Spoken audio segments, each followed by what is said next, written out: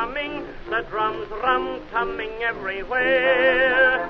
So prepare, say a prayer, send the word to beware. We'll be over, we're coming over, and we won't come back till it's over, over there, over there, over there. Send the word over. Hi, everyone. This is Joshua Littrell. Thank you so much for joining us today on the Honor Across Arms podcast. It is a follow-up kind of podcast day today. I am extremely excited to once again bring you all MASA Kenny. MASA, how are you doing, sir? Doing wonderful. How are you, sir? I'm doing really well. You know what, MASA? I'm really excited about this podcast and follow-up. Very few times do we actually get a follow-up podcast, and very few times do we actually get into a podcast and only get about halfway through a military service. So, you know what? I think we'll just pick up right where we're at. But before we get started, if you don't mind, let the listeners know where you're at geographically located in the country today.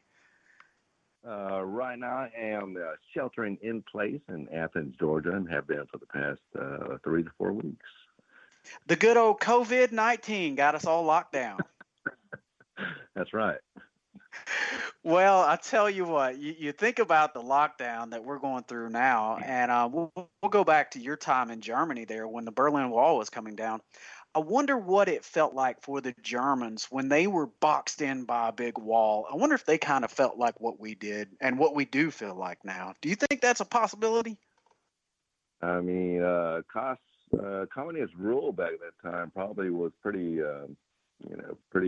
stringent, and I doubt they got out to socialize as much as we did during these days. But there could be some relations and associations drawn there. Well, it's a really interesting time. There's no doubt about it. You know, it's trying time, that's for sure. But when that wall came down, when you were in Germany, Masa, that feeling was unbelievable. You were telling us on the previous podcast. So what happened after that? So the wall came down. Where were you at in your service at that point in time?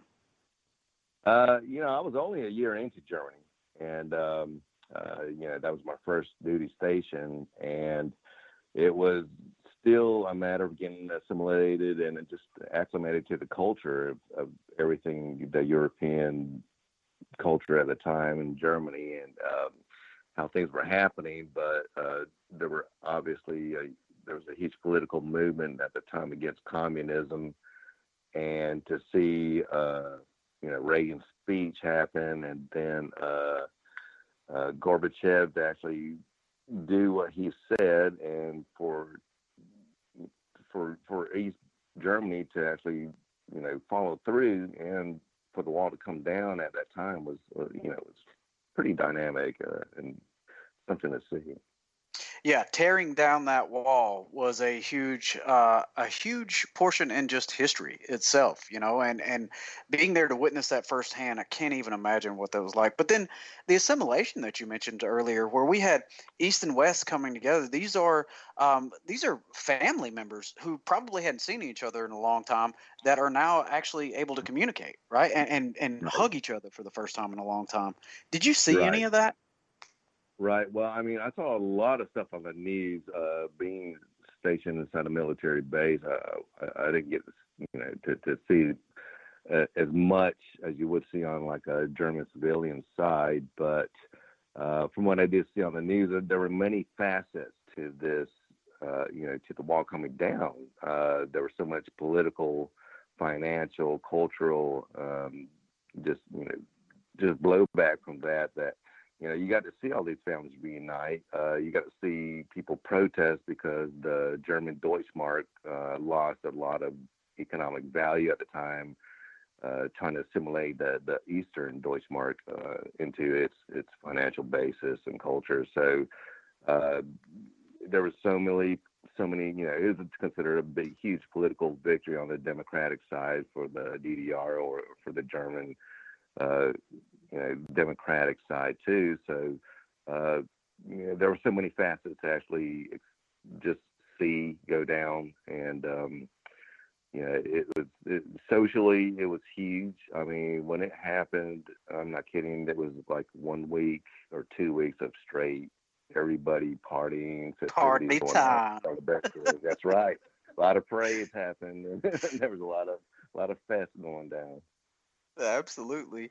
It's funny. I don't know why this popped up in my head, but I watched this movie War Dogs a few years back, and it was on TV the other day, and it was about USSR coming apart. But also imagine and envision the same thing happening in Germany too, where you had the wall coming down, and then political unrest. A lot of not knowing what's going on. I bet there was a lot of military equipment that was being sold or misappropriated at that point in time. I can't Oh, even imagine all the stuff that just up and disappeared back then.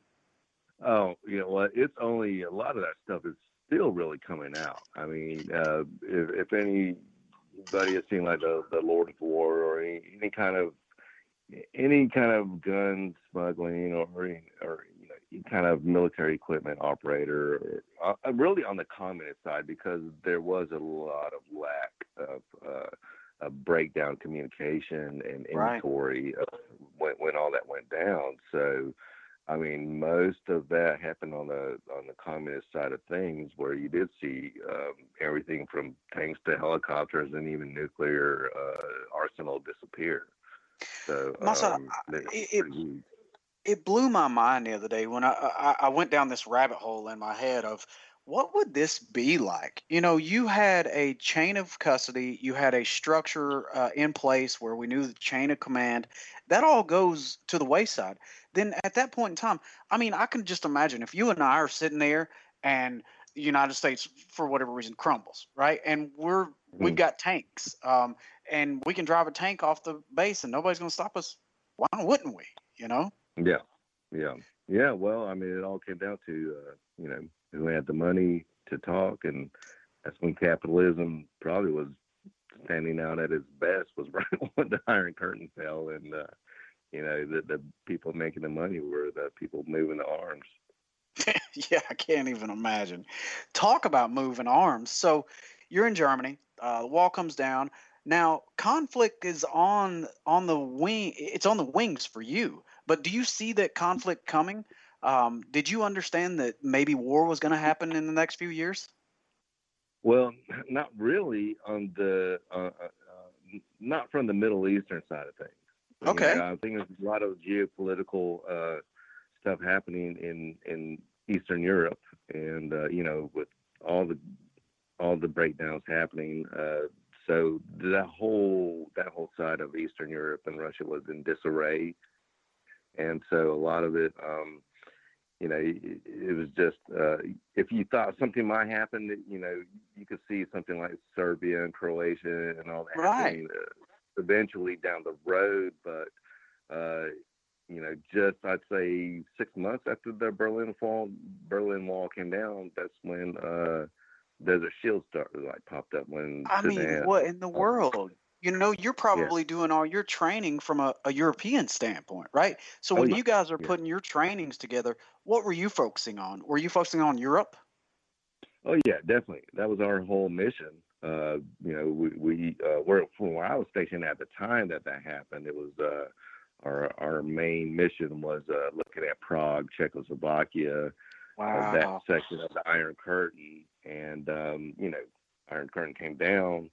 That kind of threw us in disarray as well as far as our mission, but Desert Shield popped up, and which was kind of a weird thing that happened because as far as our response to it, the European bases were the last ones to come in, even though we were the closest ones that would have been able to respond. So uh, it was just I don't know.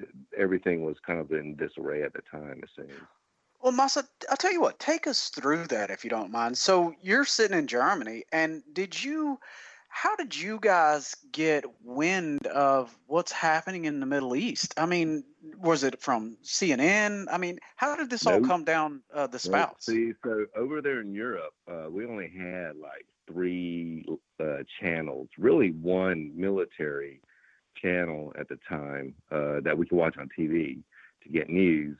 There wasn't a lot of CNN. CNN was like you had to have special access cable or whatever. Sure. But we found out from the Army Times, the daily military newspaper that went out. Okay. So that was one of the front headlines when it did came out, was that Saddam invaded Kuwait, and that's how we found out that things was starting to roll that way. So what was the temperature on the base and in the region at that time? Did you guys feel like you were going to be called into a conflict in the Middle East, or were you still focused on Europe? Well, no, really. See, a lot of the bases in Europe were in process of deactivation. In fact, my unit was being deactivated at the time it kind of started. So we were seeing a lot of cutbacks because the Iron Curtain came down, and a lot of bases in Germany were being shut down, and my unit was one of the ones being deactivated. And I actually had, my PCS orders for Fort Carson, Colorado, and was looking to ship out to Colorado 3 days. You have about a month to prepare, and I'd gone through the whole process, and 3 days before I was supposed to fly out, that's when I got my orders that I was going to Iraq instead. Holy cow. So you're going back stateside, you're going to Colorado, see blue skies, go skiing, have a big time, exactly. And bam, here's some orders. Yeah. Let's change that. Yeah, that's exactly how it went down. It was what was that feeling like? Awesome. Go through the emotional roller coaster that you had back then. Do you even remember what that felt like? Well, yeah, that's the epitome of the hurry up and wait from the Army. But yeah, you're going to do what they tell you to do. It's so true. All right, so you get orders. You got 3 days before you're supposed to PCS to back to the States. But you know what? Let's go to the Middle East instead. Let's go to Desert Storm, Desert Shield. What was that process like? When you got your orders, how long did it take you guys to deploy and go forward? Well, so a lot of the deactivating units got orders to bolster up the units that were getting shipped down to Saudi Arabia from Germany's, and that took at least a couple months, I think, to get all the. And we're talking, from start to finish, to get the heavy equipment shipped out, tanks, right. howitzers, and everything, even the Bradleys. So, we had to get all the gear together, had to get it loaded up, sent that to Bremerhaven. I think they shipped out the heavy equipment from there. And, it's still, again, like we're talking a bunch of new recruits. So I got transferred from Mainz, Germany, to a place called The Rock in the middle of Germany in Gießen. That was our new unit. That was immediately, when we got transferred there. Finally, it's in chaos because everybody's breaking down to redeploy. So that place, The Rock, was it a base that had been closed that you guys were going to ready up then move forward? No, it wasn't deactivated at all. It was it actually it was being bolstered as a regular base there, and it just got the new Bradleys and everything like that. So that was actually at the time when they just started implementing the new Bradleys into place. To take over the M113s, those gotcha. Those aluminum coffins. So that place in Germany, The Rock, was it kind of similar to the region? Was it the same region that you were at? Was it forest, mountains, valleys? It was pretty similar. It was only about maybe 60 to 100 clicks north of okay. Probably 100 clicks north of where we were stationed at. So it was a little bit colder, but very isolated almost compared to where I was at in Mainz. So as far as the locale, it was like kind of a small city. Wow, that's crazy. So you're sitting at The Rock. You're getting ready to go to the war. Are you